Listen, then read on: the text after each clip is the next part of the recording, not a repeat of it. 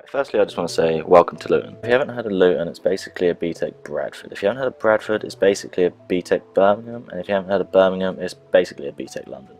And we're going to assume that you flew into Luton Airport. Yeah, it's probably the worst airport in the UK. And you've probably got no choice but to start a new life here because they probably lost your bags containing your passports on the plane anyway. So you check into the EasyJet hotel and you decide to head into Luton's trademark town centre.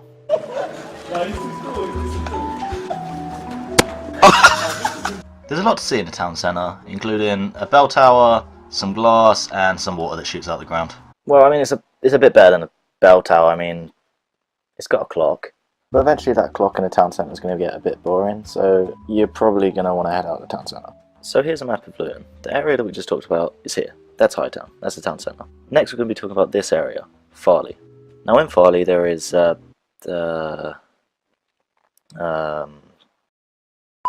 Next we're going to be talking about this area, Stopsley. Now anybody watching this right now, I need to be deadly serious with you. Do not ever attempt to go into Stopsley, because there are 3 stages that you need to get through before you get to the Holy Grail. But what's the Holy Grail? This is the Holy Grail of Stopsley.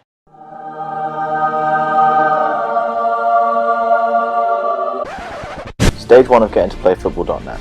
You need to climb the tallest mountain the world has ever seen, otherwise known as Bradgers Hill. See, look, don't let this picture fool you. Bradgers Hill is steep as a Right, now let's talk nightlife. The majority of Luton's nightlife is in the town centre in Hightown. And you're not exactly spoilt for choice because there's only really 3 big ones that, you know, some people know about, I guess. So here's your options. The first of your 3 options being Edge. If you've ever been on a night out and thought, these drinks are too cheap or this club is too good, Edge is your place. It's the complete opposite. Shit music and expensive drinks. Option 2, Flame.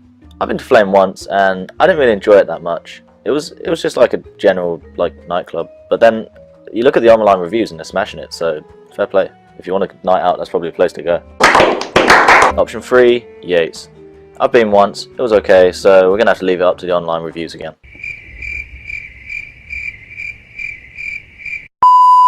And that's about it in Luton, really. I mean, if you head up to the top in an area called Birmingham, there's a Sainsbury's, I guess. Bicycle, bicycle, bicycle. I want to ride my bicycle, bicycle.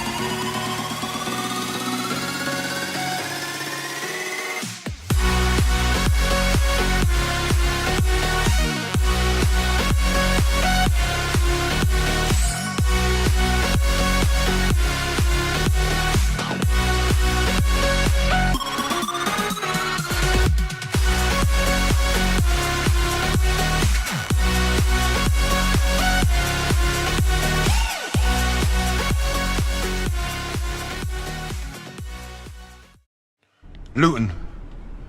I wrote this little rhyme about Luton. The town that's always last in the charts and its people keep disputing. Luton. Some people say the place is a cesspit, and I'm so glad that I left it. I listen to these skeptics and I feel why they stressed it. They say that L-Town's one of the baddest of places, and that it's been ravaged by radical Islamics and racists without pillowcases on their faces, like it's something that we see on a regular basis. The town full of mad hatters with bad scammers, with crime on every corner and it's full of mad scammers. From the postcode wars that we see on repeat, to the homeless people that sleep on its streets, it's changing with greeting all the people we meet. We've come a long way since the pink flamingos and brown seats. From Marsh Farm to Lucy Farm, we need to stop this stupid harm. It's time to bring back Luton's charm and give us all some sense of calm. From Colin Salmon to Monty Panacea and Paul Young, and all of them are proud of this town that we've come from. And now they try and say that my town is just humdrum, so we can't allow all this hard work to be undone. From the best carnival once a year, to the worst article on the sphere, I look back and I try and think, how did we get here? But we are Luton. From the workers at Vauxhall at IBC, to the players and fans at LTFC. And we've dealt with the worst and we've lifted the curse. And from now Luton Town will be listed as first. And some of you may still hate it, but it's just the town that I care for. I love living in Luton Town, and it's more than just the airport.